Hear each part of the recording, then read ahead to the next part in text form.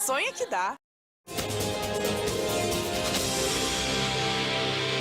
Olá, bom dia para você que acompanha o SBT Notícias. Estamos no ar ao vivo, agora são 3 horas e 49 minutos desta quinta-feira, 4 de abril. Para você que está acordando agora para ir para o trabalho e quer ficar bem informado antes de sair de casa, fique atento, pois temos muita informação pela frente. Daqui a pouco, nossos repórteres irão mostrar o que está acontecendo pelas ruas de São Paulo. Eu começo a minha participação com uma história cruel que aconteceu em Goiânia. Um homem foi assassinado pela ex-mulher e o namorado dela. O casal planejou tudo e contratou motoristas de aplicativo para ajudar na execução do crime. 25 de março, Marcelo Oliveira mantém o último contato com a família. Depois, ele é dado como desaparecido. De acordo com as investigações, no mesmo dia, Kelly Ramos Fernandes dá início ao plano para matar Marcelo. A investigação apurou que por volta de 1 da tarde, a mulher abre o portão para os assassinos que aparecem neste vídeo. Esta gravação mostra o trajeto percorrido pelos assassinos no interior da casa, até o quarto onde o morador seria surpreendido. Minutos depois, este carro escuro deixa a casa, conforme a polícia, com Marcelo no porta-malas. O homem que fecha o portão é Sebastião Jansen Mendes, namorado de Kelly. No dia seguinte, um colchão é retirado do local do crime e doado para um vizinho. Marcelo teria sido atacado enquanto dormia. No dia 27, a mulher aparece conversando com uma vizinha. Seria uma tentativa de impedir que imagens registradas por câmeras de segurança fossem mantidas em sigilo. O corpo de Marcelo Oliveira é encontrado às margens de uma estrada vicinal parcialmente carbonizado. A Polícia Civil apurou que Kelly usou o celular do ex-marido, se passando por ele, para tranquilizar a família, preocupada com o sumiço do homem. No celular de Kelly, policiais encontraram um vídeo dela discutindo com Marcelo dias antes. A investigação também teve acesso à gravação do dia em que Kelly pagou R$ 5.000 aos executores do crime no estacionamento de um estabelecimento comercial. 4 pessoas foram presas. A ex-mulher da vítima, a cartomante Kelly Ramos, o namorado dela, Sebastião Jansen Mendes, e os motoristas de Uber, Luiz Fernando dos Santos e Maiterson Oliveira Silva. Na delegacia, um dos motoristas de aplicativo acusou Sebastião de ter matado Marcelo a facadas. O velho. Quem é o velho? Não sei o nome dele não, seu Sebastião. Como é que ele fez? Deu as facadas, foi tudo ele. Sebastião disse que estava sendo ameaçado. Ameaças à minha pessoa e à minha família. Tipo, o que ele falava? Tem áudios gravado dele ameaçando que ia me matar filho, matar irmãos, todo mundo. Marcelo e Kelly estavam separados, inclusive já tinham divorciados. Só que viviam na mesma casa, em quartos separados. Os filhos do casal, 2 menores, estavam na residência, segundo a polícia, quando os assassinos chegaram. Só que eles teriam sido retirados da casa pela mãe para que não testemunhassem o crime. Segundo a polícia, o assassinato de Marcelo teria sido motivado pela disputa de uma casa que o casal tinha. A namorada da vítima foi quem desconfiou que o pior tivesse acontecido. Uma tragédia muito grande, né? Uma covardia muito grande que fizeram com ele, né? A investigação levantou que a vítima foi dopada para facilitar a ação dos criminosos e que Marcelo foi esfaqueado no local onde o corpo foi abandonado. Eles imaginavam que a vítima já estava morta. Chegando no local, eles perceberam que a vítima ainda tinha sinais, né, de que estava viva. Então, o Sebastião ele sacou uma faca, deu alguns golpes no tórax da vítima, né, e os outros 2 querendo ir embora rápido, o Sebastião disse que não, que queria ficar ali para ver a vítima agonizar. Em Rondônia, um homem matou a ex-companheira a pauladas e facadas e se suicidou em seguida. O crime aconteceu minutos depois da vítima ter recebido uma medida protetiva.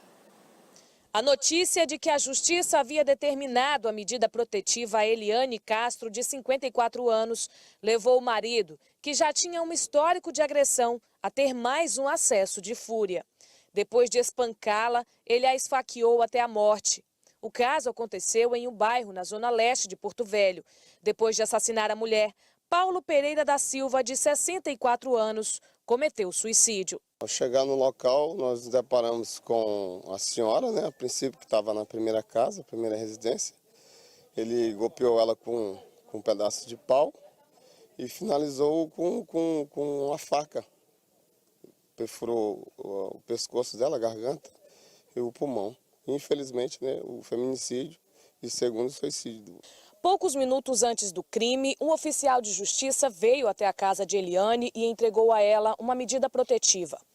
O marido, ao tomar conhecimento desse documento, acabou cumprindo as ameaças que, segundo os vizinhos, já vinham sendo feitas há muito tempo. Eu falava, seu Paulo, pelo amor de Deus, Paulo, sai daí, vai, procura um canto para você morar, porque isso aí vai acabar acontecendo uma tragédia. O relacionamento de 6 anos era conturbado. De acordo com vizinhos, o casal discutia constantemente por causa dos bens. Brigavam muito, no tempo por causa da casa, no tempo que ele construiu a casa aí eu falava para ele procurar um canto para ele, né, por causa da briga deles muito, né. Que coisa, hein? Estão presos os pais de um bebê de apenas 3 meses que morreu após ser espancado em Andradas, no sul de Minas Gerais. Foi um agente funerário chamado para buscar o corpo da criança no hospital quem percebeu as agressões e chamou a polícia. Uma das modelos que participaram de um clipe de funk portando armas de fogo prestou depoimento. O vídeo que circula pelas redes sociais vem causando polêmica. Para de doce. As 3 jovens que são modelos têm idades entre 17 e 21 anos. Elas dançam funk enquanto exibem armas de grosso calibre. Para de doce. Para de doce. As imagens foram gravadas no bairro Bonfim, no Complexo da Penha, em Vitória. O funk fala de mulheres que se interessam por homens apenas por andarem armados. O armamento do clipe é usado em práticas esportivas, conhecidas como airsoft e paintball. Essas imagens chegaram através das redes sociais, né? Fazemos um trabalho intenso de investigação nas redes sociais, analisamos as imagens, chegamos à conclusão que ali inicialmente poderia ter algum tipo de crime, né? Na nossa previsão legal. Podemos perceber que se tratam de armas importadas, né, utilizadas na prática de alguns esportes, mas que demandam autorização do Exército. Além da exposição das armas, o local onde as imagens foram gravadas e a linguagem utilizada na música chamaram a atenção das autoridades. A área em que o vídeo foi gravado é de intenso tráfico de drogas. Não descartamos nada, desde a apologia ao crime, a receptação, contrabando dessas armas e também a associação para o tráfico. Quando se fala ali Tudo 12, é uma área do tráfico do Bonfim, do Complexo da Penha, dominado por 2 traficantes de alcunha, Marujo e Vaninho, a qual nós estamos atrás e esperamos que a população nos ajude na captura desses 2 criminosos extremamente violentos. Uma das modelos de 21 anos prestou depoimento no DENARC, na Serra. Outras pessoas ainda serão ouvidas. Num vídeo divulgado em redes sociais, os MCs Teus e Zangão disseram que não tem passagem na polícia e nenhum envolvimento com o tráfico. Mãe e filha vítimas de um sequestro relâmpago foram libertadas pela polícia na noite dessa quarta-feira. Foi em São Miguel Paulista, na zona leste de São Paulo. O repórter Marcelo Bittencourt tem mais detalhes. Marcelo, bom dia. Os criminosos foram presos? Um excelente dia para você também, Ana. Foram sim, graças a um belo trabalho da Polícia Militar. Por volta das 9h30 da noite, mãe e filha deixavam uma universidade na zona leste de São Paulo, estavam no estacionamento entrando no veículo quando foram aí rendidas por esses 2 criminosos. Estavam armados com uma faca. Eles então assumiram o volante do carro e passaram a transitar por ruas e avenidas ali da região.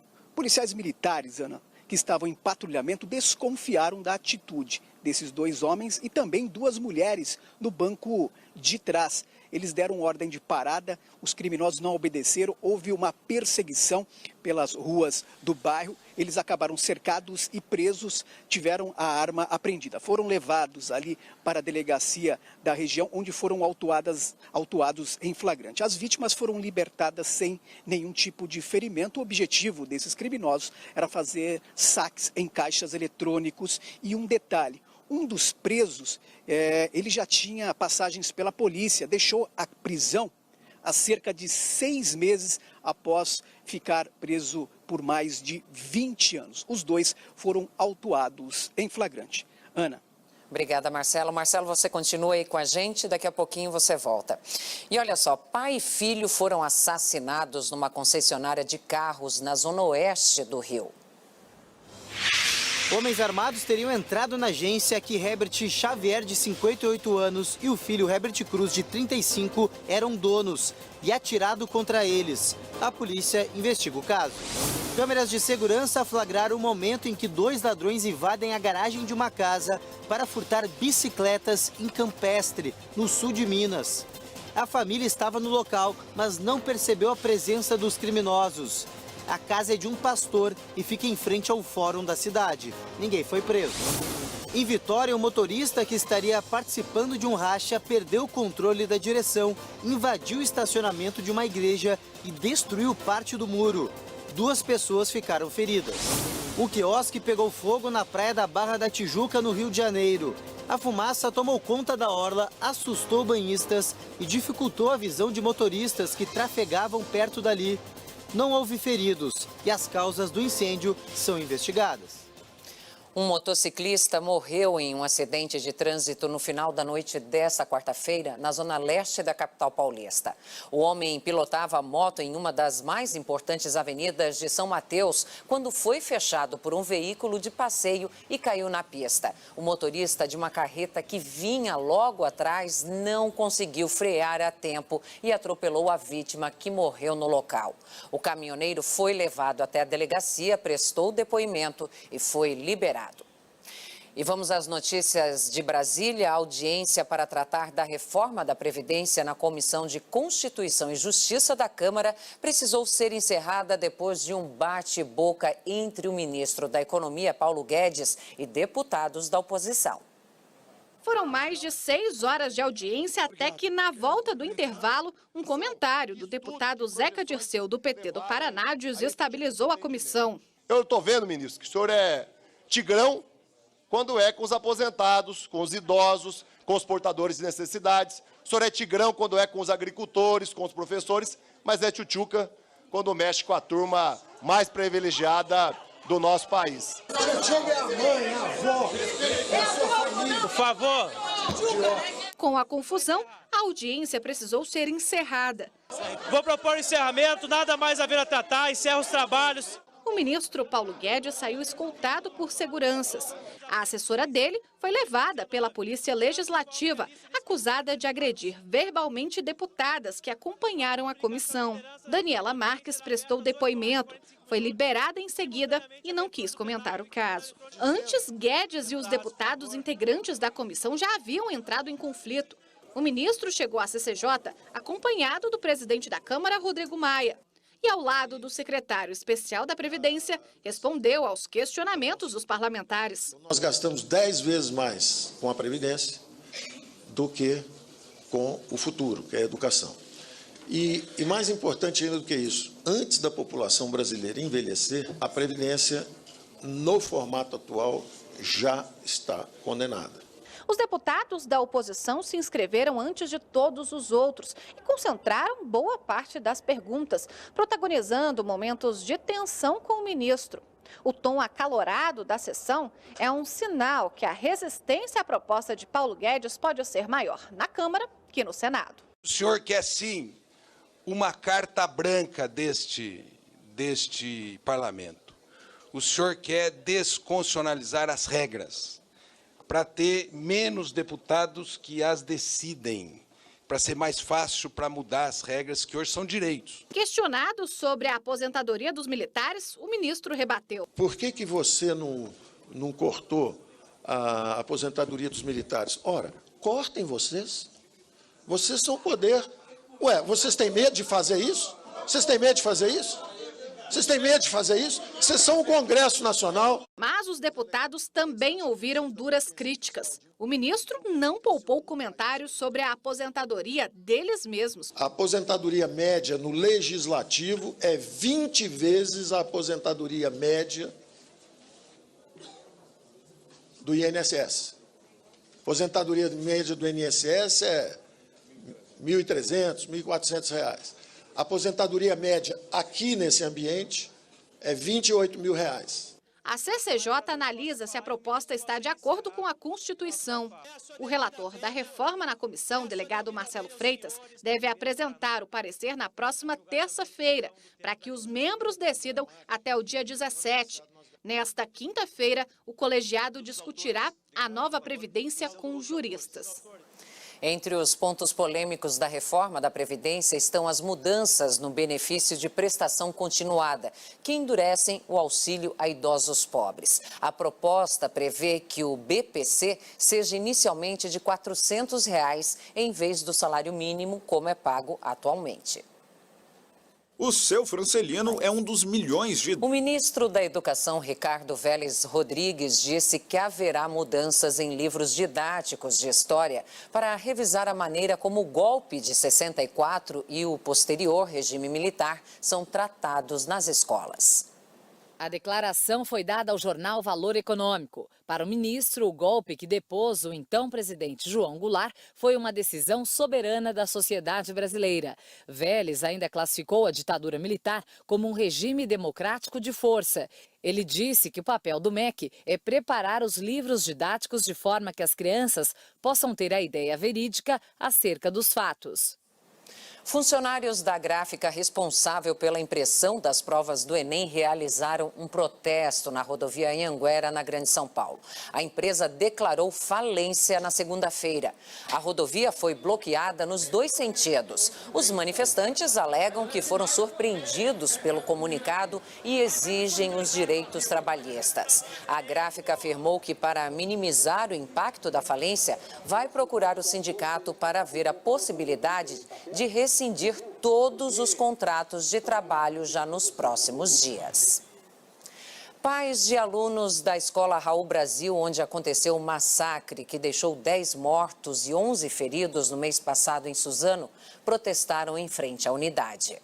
Os pais pedem para participar mais das atividades da escola no que diz respeito às ações de acolhimento aos alunos. Um dos pedidos que já foi aceito é o acesso de familiares às dependências da escola com data agendada. Cria essas situações de o pai também querer vir aqui ser atendido de prontidão, mas ao mesmo tempo outros pais querem que ninguém entre de prontidão e queiram ser agendado. Então hoje a gente combinou com essa comissão de pais que veio de que ia ser agendado o atendimento para todos eles que quisessem. Eles também sugerem algumas melhorias, como a presença constante de psicólogos para atender os alunos. A escola respondeu aos pais que um apoio psicológico já acontece de forma integral. A Secretaria de Educação ainda acrescentou que uma ronda policial tem reforçado a segurança da escola desde o dia 26 de março. Os pais estão atentos. A gente já deixa sobre aviso que nós, como pais, vamos estar de olho em tudo que eles prometeram lá e falaram que vão fazer.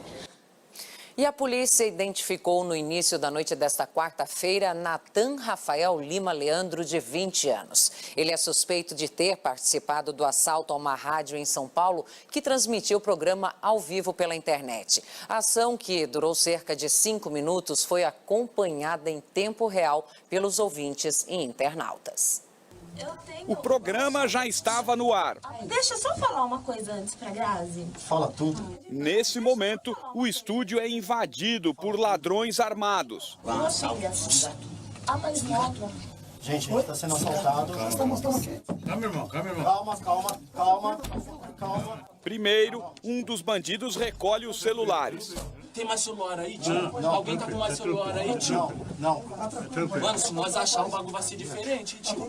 O ladrão também faz ameaças. Se tiver família e não quiser morrer, fica tranquilo, todo mundo. Ele arranca o relógio do diretor da rádio. Atira aí, tio. Vai, já pode tirando tudo aí, rapaziada. E aponta a arma na direção das vítimas. Senta aí, tio. Senta aí, tio. Tem mais alguém aqui? Não, só estamos lá gravando. Como se soubesse o que ia encontrar, o bandido exige a entrega de dinheiro. Cadê o dinheiro? Cadê o dinheiro que tá aqui, pai? Tem dinheiro aqui dentro que nós sabemos, pai. Se não achar o dinheiro, o bagulho vai dar o salseiro, tio. O diretor da rádio foi levado para uma sala e acabou agredido. Se você não falar onde está o dinheiro, eu vou dar um tiro na sua cara, você vai morrer agora. O assalto durou 5 minutos. A polícia militar foi chamada durante a ação por pessoas que assistiam a tudo, ao vivo, pela internet. Mas quando os PMs chegaram, os bandidos já tinham ido embora. As vítimas foram trancadas no estúdio. A hora que eu vi, eu achei que era uma brincadeira, porque estava um clima tão legal. E nós olhamos e por um segundo achamos que era uma brincadeira, até a gente ver que eles estavam mesmo muito nervosos. A recepcionista, que foi levada para o estúdio, passou mal. Câmeras de segurança gravaram o carro usado pelos bandidos na chegada. Ele encosta na porta de ré. Os criminosos se passaram por entregadores de comida. A rádio fica nos Jardins, bairro rico da cidade. Durante todo o dia, policiais estiveram no local. Gente, a gente está sendo assaltado. Que susto, hein? A campeã sul-americana de stand-up paddle, Lena Ribeiro, foi assaltada na BR-101, no Rio. Os ladrões levaram carro, equipamentos da atleta e uma prancha fabricada exclusivamente para ela no Vietnã. Lena Ribeiro ainda está em choque com o que aconteceu. Na hora, a impressão que dá é que aquilo nem está acontecendo, que você está assistindo um filme, alguma coisa, porque mesmo a gente vendo toda hora, é tão surreal você ter pessoas com arma apontada para você. Depois de vencer o Campeonato Brasileiro de Stand-Up Paddle na Bahia, Lena voltava para casa em Arraial do Cabo, no litoral norte do Rio, quando ela, o marido e os 2 filhos pequenos foram surpreendidos por 5 homens armados na BR-101. Fiquei parado ali, eu esperei o cara chegar, cara, eu vou tirar o cinto, deixa eu já só, pode levar tudo, deixa eu levar só minha família. Os assaltantes levaram o carro e todos os equipamentos da atleta, incluindo a prancha, fabricada no Vietnã, sob medida para Lena. São coisas muito específicas que servem pra gente, que estão perdidas aí, que não vai ter utilidade, não tem nem valor de venda no mercado. O roubo aconteceu aqui neste trecho da BR-101 em São Gonçalo, na região metropolitana do Rio. Com assaltos e arrastões frequentes, a estrada está sendo chamada de Rodovia do Medo.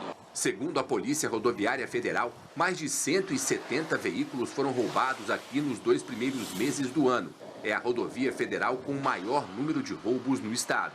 Só tenho a agradecer a Deus, porque tá todo mundo aí, cara. Meus filhos acabaram de chegar da escola, nós almoçamos todos juntos. Dentro das histórias que a gente ouve, a gente teve um final muito feliz, porque a perda foi grande, mas só material.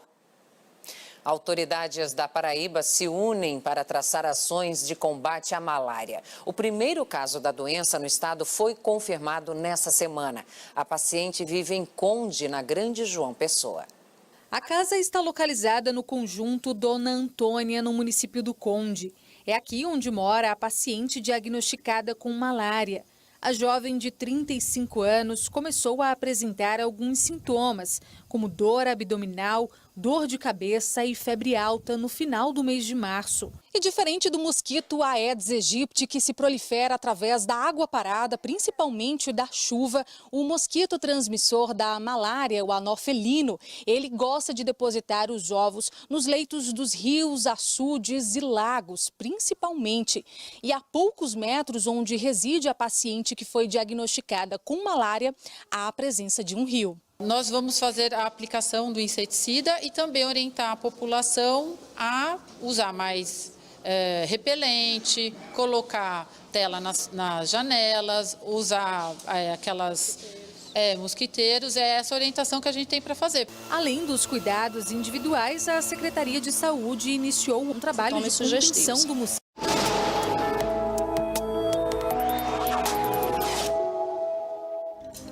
O satélite mostra nuvens carregadas ainda sobre o centro-oeste e nordeste do país. No Nordeste, a chuva não dá trégua. As enchentes continuam afetando centenas de pessoas no interior do Maranhão.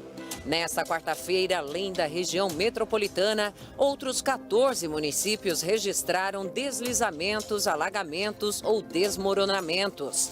Ruas ficaram alagadas, a água invadiu residências e muita gente não conseguiu sair de casa. A previsão é de mais chuva para os próximos dias. Nesta quinta-feira, uma nova frente fria avança pelo Rio Grande do Sul e, reforçada pela umidade da Amazônia, causa temporais pelo estado a partir da tarde. Em Florianópolis ainda faz calor de até 32 graus. Em Porto Alegre, a temperatura chega aos 31 graus, mas tem previsão de chuva forte a partir da tarde, podendo se estender até a madrugada de sexta. Em Cuiabá, máxima de 34. Em São Luís, também chove forte e faz 29. Na capital paulista, a máxima será de 30 graus, com possibilidade de chuva isolada. E vamos às notícias internacionais. Um relatório de uma ONG internacional divulgado nesta quinta-feira afirma que a Venezuela enfrenta uma emergência humanitária Apresentados complexa. no relatório. Nos Estados Unidos, congressistas democratas pediram acesso às declarações de imposto de renda do presidente Donald Trump por suspeita de fraude fiscal. Que faziam a travessia estão desaparecidas. Após o encontro com o atacante francês Mbappé, Pelé passou mal e precisou ser levado a um hospital em Paris. Segundo a assessoria do rei do futebol, Pelé apresentou febre alta e foi diagnosticado com um quadro de infecção urinária. Ele passou por uma bateria de exames e permanecerá em observação. O quadro é estável. Aos 78 anos, Pelé tem sofrido com problemas de saúde. O encontro com Mbappé estava marcado para o ano passado, mas precisou ser adiado justamente por razões médicas. Agora a gente fala de bola rolando. Com 1 a menos, o Corinthians perdeu em casa para o Ceará pela Copa do Brasil. Mesmo com a derrota, a equipe paulista garantiu a classificação para a próxima fase. A bola na trave de Cleison, logo aos 6 minutos de partida, mostrou que o Corinthians não entrou em campo acomodado com a vantagem. Os 3-1 no jogo de ida no Castelão deram ao time de Fábio Carille a possibilidade de avançar à quarta fase da Copa do Brasil, mesmo com uma derrota por 1-0. Não era o que a equipe queria. Jogando em casa, com o estádio lotado, começou ofensiva. Viu o Ceará marcar com Thiago Alves de cabeça. Impedido. A resposta do Timão veio ainda no primeiro tempo, com a bola que sobrou quase na pequena área. Faltou força na finalização de Wagner Love. Melhor para o goleiro Richard. O aperto do Corinthians viria no segundo tempo. Começou com essa bola dividida na entrada da área e a expulsão do goleiro Cássio.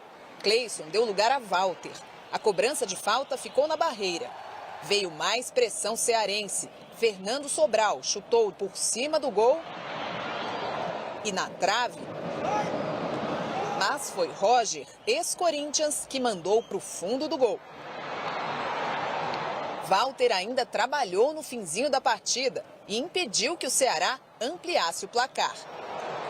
Ceará 1-0 e Corinthians classificado na Copa do Brasil. Agora o Corinthians volta a pensar no Campeonato Paulista. Na próxima segunda-feira tem clássico contra o Santos no Pacaembu pela semifinal. E mais uma vez o Timão leva vantagem. Venceu a primeira partida por 2-1 e um empate vale vaga na decisão. Segunda dia de comer sardinha! Pela Copa Libertadores, o Internacional ficou no empate em casa contra o River Plate da Argentina. Já o Cruzeiro venceu o Emelec do Equador por 1-0. Outro brasileiro a entrar em campo foi o Atlético Mineiro, que virou o jogo e conseguiu a primeira vitória na competição. Cerca de 100 torcedores do Peñarol foram presos durante uma briga com flamenguistas horas antes do jogo pela Copa Libertadores. Um idoso foi atingido na cabeça e está em estado grave. Em campo, o time uruguaio levou a melhor e venceu a partida por 1-0. Nas imagens é possível ver quando a confusão começou. E você vai ver a seguir. Mais um intenso tiroteio assusta moradores do Morro do Turano, no Rio de Janeiro. Câmeras de segurança flagram diretora agredindo uma criança em creche particular de Curitiba. Em Santa Catarina, homem mata a namorada a facadas, mas só se entrega à polícia depois de mais de 24 horas de negociação. O SBT Notícias volta já.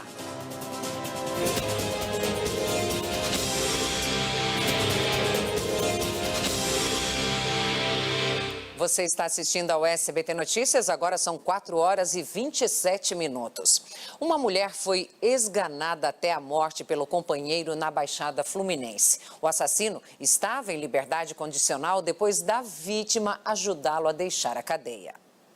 Alexandre França dos Santos foi preso no Rio de Janeiro depois de confessar o assassinato da companheira, Cristiane da Silva Marins, de 38 anos. Ele se apresentou a policiais militares que estavam em patrulhamento na região ali da Central do Brasil, no centro da cidade, e aparentemente embriagado ou drogado, disse aos policiais que havia matado sua companheira. O crime aconteceu em Duque de Caxias, na Baixada Fluminense. Alexandre esganou a vítima até a morte.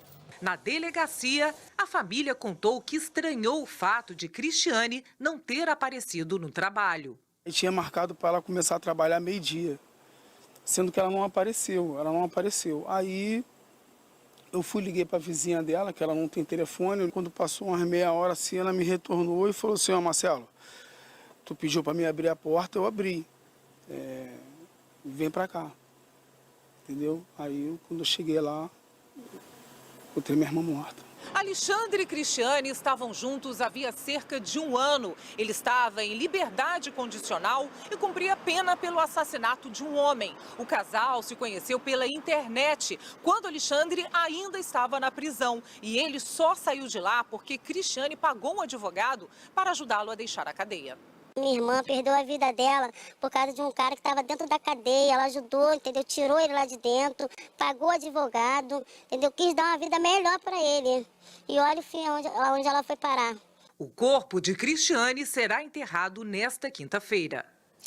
Uma mulher foi morta a facadas pelo namorado em Balneário Camboriú, no litoral de Santa Catarina. O criminoso se trancou no apartamento do casal e só se entregou depois de negociar com a polícia.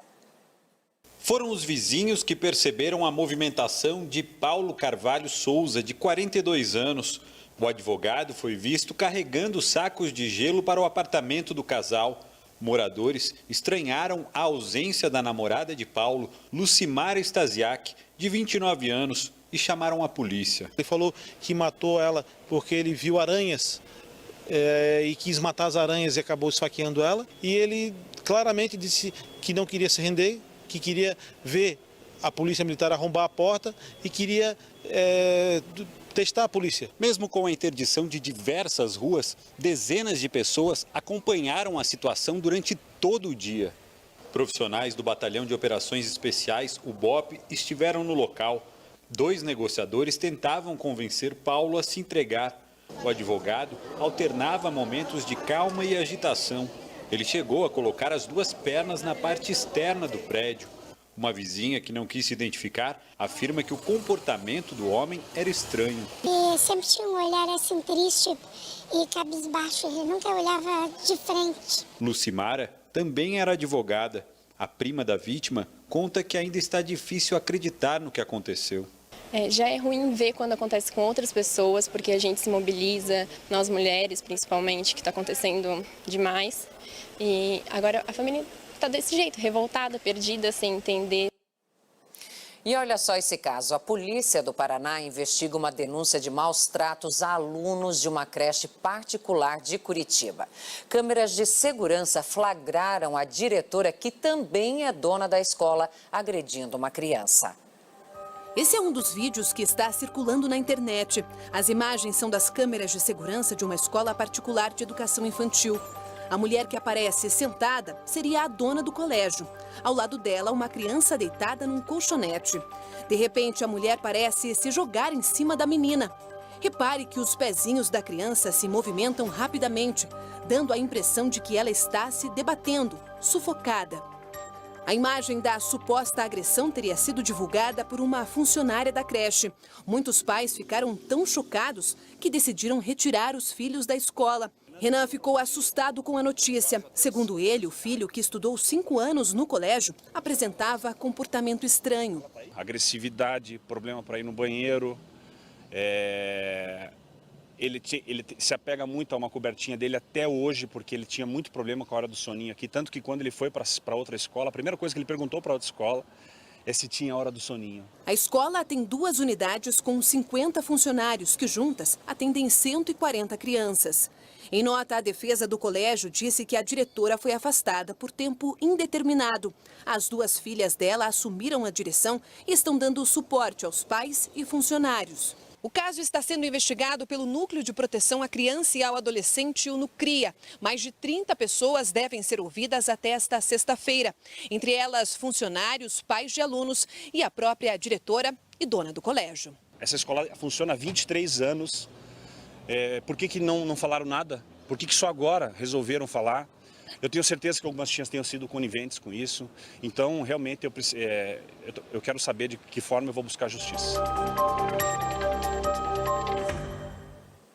Jair Bolsonaro já está de volta ao Brasil depois da viagem a Israel. O presidente desembarcou em Brasília nesta quarta-feira à noite. Bolsonaro afirmou que o foco total do governo é a aprovação da reforma da Previdência. Sérgio Otti.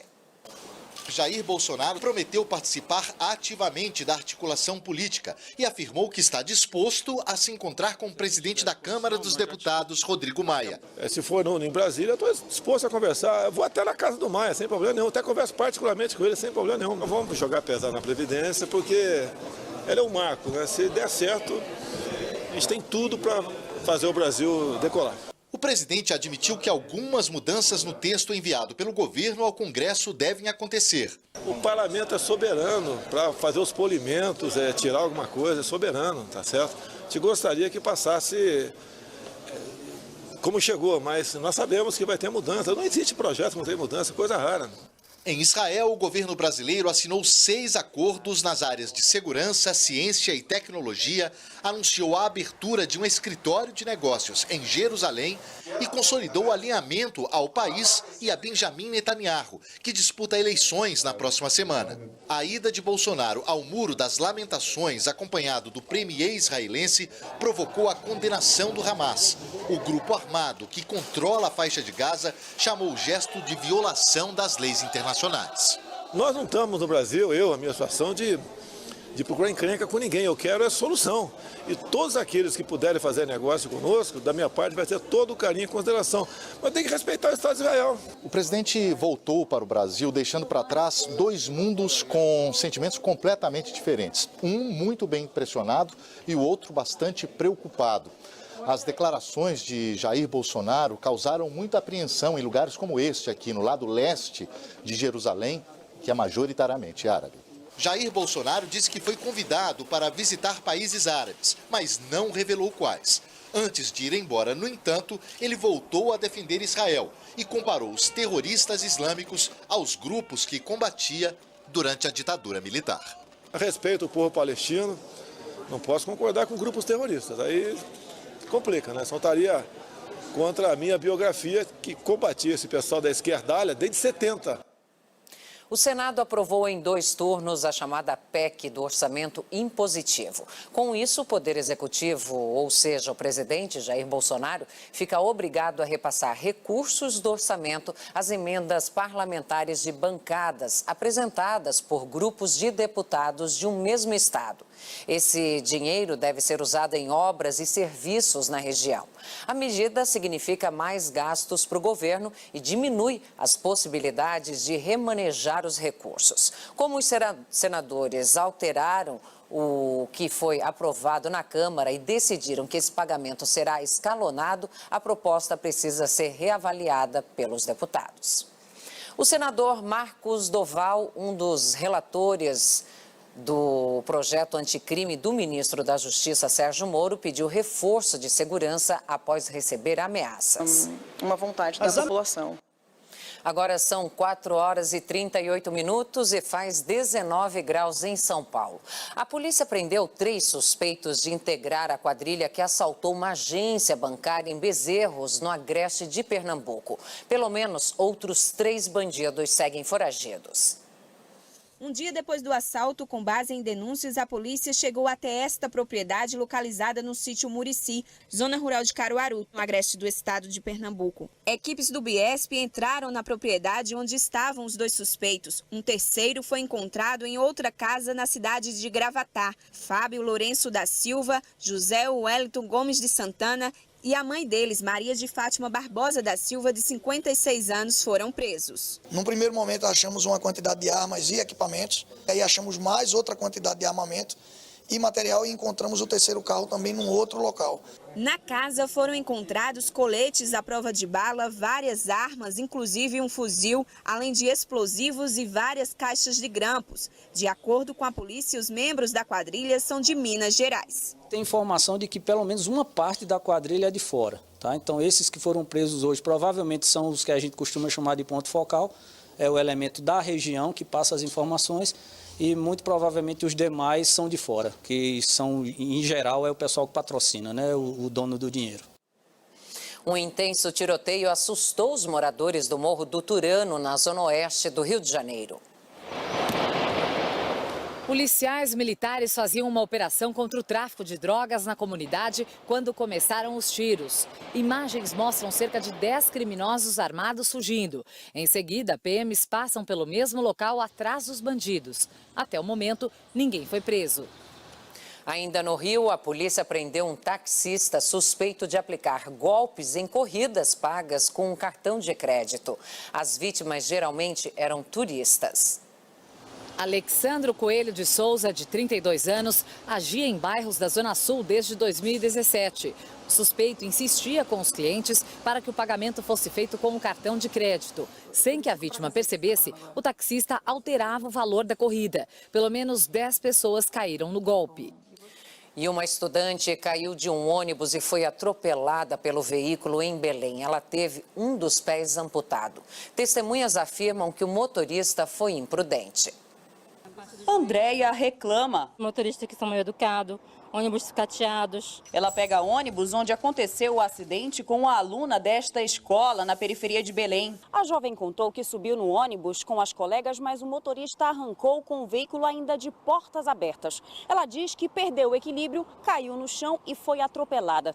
A jovem de 17 anos foi levada ao hospital e teve o pé direito amputado. O motorista foi indiciado por lesão corporal culposa, quando não há intenção. Ele conta que ele estava conduzindo o ônibus naturalmente, normalmente, e que essa pessoa teria, ela que teria batido no ônibus. Mas a direção do colégio reclama da falta de cuidado dos condutores da linha. Uma professora, há 2 semanas atrás, caiu do ônibus, se desequilibrou ao sair do ônibus. Os relatos que a gente escuta muito relacionado à pressa. Motoristas se defendem. Nós temos horário para cumprir.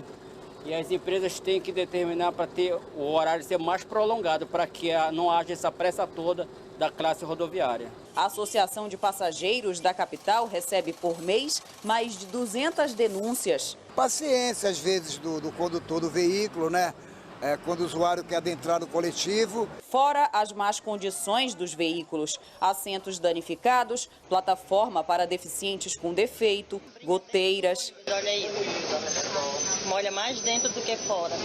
As empresas querem aproximadamente 20% de reajuste na passagem. Usuários prometem contestar na justiça e lamentam. Eles não têm aquela dignidade, aquele respeito com os velhos, com os idosos. É verdade, sim. Estou cansado de ver essas cenas ridículas deles aí. O Sindicato das Empresas de Transporte de Passageiros de Belém afirmou que é preciso cobrar mais do usuário para que o serviço prestado seja melhor. A companhia em que o motorista trabalha não se pronunciou. E vamos a outras notícias internacionais. Nos Estados Unidos, a polícia prendeu um homem que atropelou uma menina de 9 anos. O acidente aconteceu quando a criança brincava no quintal de casa. Olha só. No vídeo feito por Duas famosas atrizes norte-americanas envolvidas no escândalo de compras de vagas em universidades compareceram a um tribunal dos Estados Unidos nesta quarta-feira. Durante uma rápida audiência, as atrizes Lori Loughlin e Felicity Huffman concordaram com as condições impostas durante o processo e entregaram os passaportes à justiça. Segundo a investigação, Lori, que ficou famosa na série 3 é Demais, pagou $500 mil para que as filhas fossem aceitas na equipe de remo da Universidade do Sul da Califórnia. Já Felicity, estrela da série Desperate Housewives, é acusada de pagar $15 mil para aumentar a nota da filha no teste de admissão para a faculdade. As duas respondem ao processo em liberdade e, se condenadas, podem pegar até 5 anos de prisão.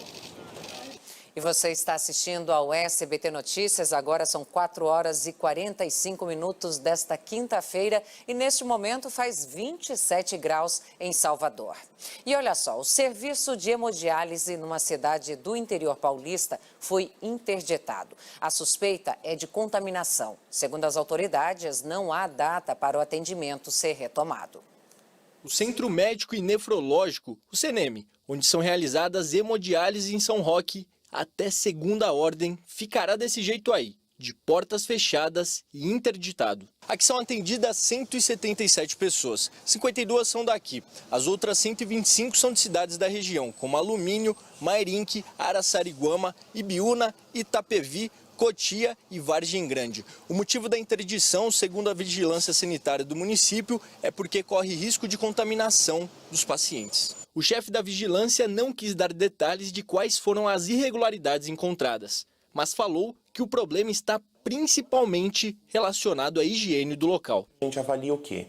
Avalia as práticas de higiene, as práticas de desinfecção do ambiente, de máquinas, e foi dentro desse universo que nós encontramos as inadequações. Ele também comentou sobre uma possível contaminação que teria levado a pacientes a óbito. Nós precisaremos acionar profissionais, vai ser uma força-tarefa multiprofissional para que nós consigamos investigar os possíveis óbitos ocorridos, para que possamos definir se houve uma correlação ou não e se há uma correlação entre as irregularidades que foram aferidas. A diretora do Departamento de Saúde garante que todos os pacientes atendidos na unidade já foram remanejados para uma clínica em Itu. Do município de São Roque, todos garantidos, e dos municípios que utilizam o serviço, todos assim já comunicados e também com essa resolução do transporte aí de cada município fazendo o seu. Ela disse ainda que o local não tem data para voltar a atender.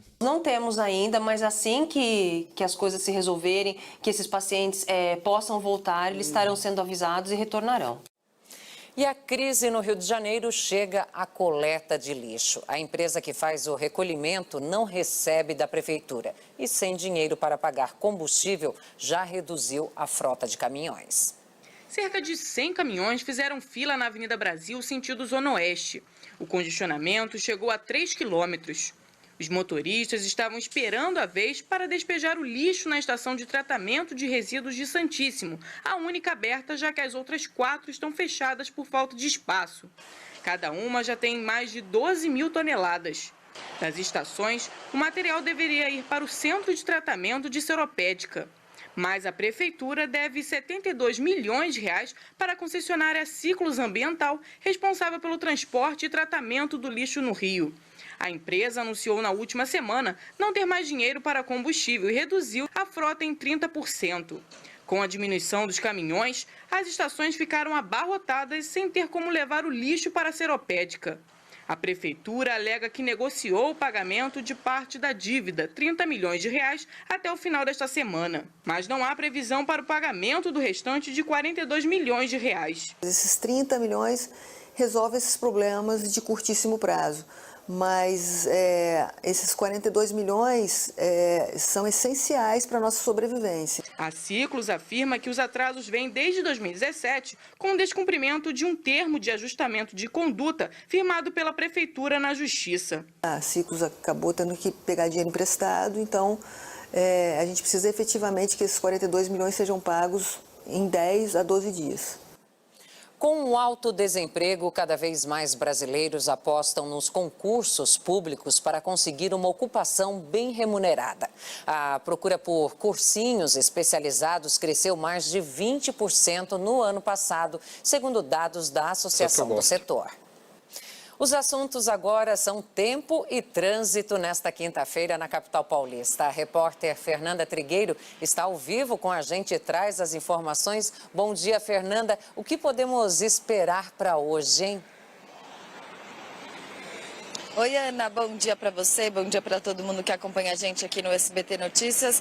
Hora importante para você que está se preparando para ir para o trabalho ou que já está trabalhando, mas vai voltar para casa para descansar. E o dia hoje, Ana, promete ser bem quente e também bastante seco aqui na capital. Faz 13 dias que não chove aqui em São Paulo, às vezes cai uma pancadinha isolada em certos pontos, mas essa chuva não chega a ser significante. Então já começa, a população já começa a sentir esses efeitos do tempo seco. A mínima para hoje é de 19 graus, a máxima é de 31 graus. E olha, a gente percebe agora, aqui durante a madrugada, exatamente nesse ponto aqui de São Paulo, onde nós estamos, os termômetros marcam 19 graus e o céu está bastante aberto, a gente consegue ver, inclusive, as estrelas. Mas tem uma possibilidade de névoa aí pela manhã, então é bom ficar atento, pode causar aí transtornos nos aeroportos, porque acaba atrapalhando a visibilidade. Para os motoristas também é bom ficar mais atento.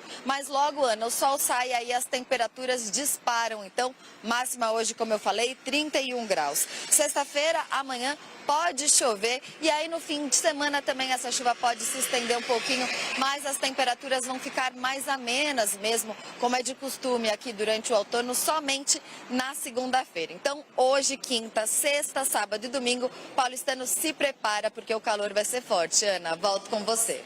Obrigada, Fernanda. E a Fernanda continua aí com a gente, lembrando que se não tem chuva, é bom se hidratar. É grave o estado de saúde do homem baleado numa tentativa de assalto no Recreio dos Bandeirantes, no Rio de Janeiro.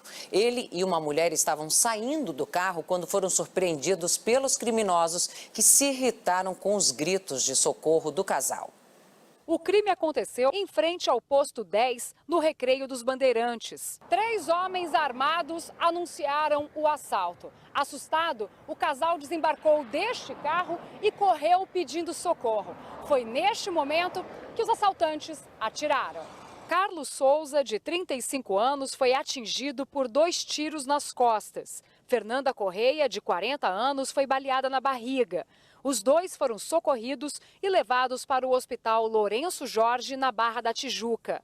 Eliane ouviu o assalto de casa e ficou horrorizada. Eu acordei assim, eu vi assim como os estampidos estivessem tendo um tiroteio, mas muito distante, mas deu para ouvir alguma coisa assim. A polícia prendeu um suspeito, Pedro Wagner Cordeiro, de 18 anos, e apreendeu um menor. Um terceiro suspeito está foragido.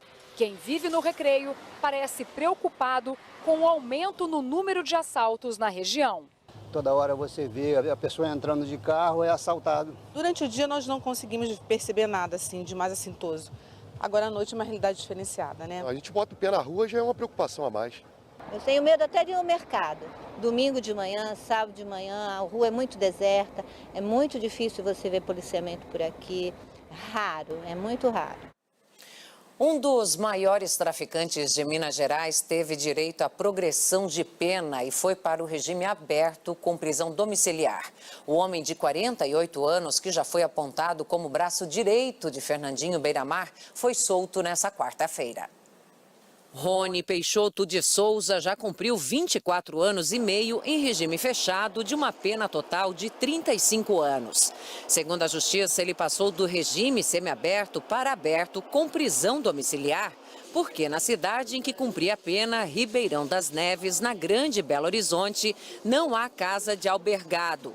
Rony foi preso por homicídio, porte ilegal de arma, formação de quadrilha e tráfico. De acordo com as investigações, ele era apontado como um dos líderes da facção criminosa Comando Vermelho em Minas Gerais. Dinamites que seriam detonadas em presídios para facilitar a fuga de bandidos foram apreendidas em Minas Gerais. O material foi descoberto durante uma mega operação da Polícia Civil em Betim, na região metropolitana de Belo Horizonte. Mais de 20 mandados de prisão, busca e apreensão foram cumpridos e 9 pessoas foram detidas. Segundo o delegado, a dinamite estava escondida na casa de Tatiele Paula Brenner. A mulher de 22 anos preferiu o silêncio. Segundo informações do próprio alvo, seriam usados para dar fuga a preso do presídio de Joatuba. Em que pese não ter sido o nosso objetivo hoje, a gente conseguiu arrecadar em um dos alvos uma quantidade razoável de drogas, especificamente cocaína. Segundo os investigadores, a cocaína foi encontrada no terreno onde foi preso este homem de 43 anos. Devanir negou a propriedade do material. Ele é apontado como gerente do tráfico. Eu desconheço totalmente. Eu trabalho em serviço de pedreiro, senhora. Eu sou usuário, infelizmente eu sou usuário. Mariana Rodrigues, também apontada como gerente e ligada ao chefe do tráfico, que foi preso na primeira etapa da operação. Eu não desconheço essa história. Qual que é a sua participação, então? Não tem participação nenhuma, não. A maioria ostenta registros policiais pelos mais diversos crimes, né? Crimes contra o patrimônio, crimes contra a pessoa, enfim. É o meio que o tráfico fomenta, é o meio que eles vivem, que eles estão inseridos nessas organizações criminosas. Eu fico por aqui, obrigada pela sua companhia. Agora você fica com Cássio Zeiman e os seguintes destaques. Polícia resgata mãe e filha de sequestro relâmpago em São Paulo e prende 2 criminosos. Homem mata a namorada a facadas e se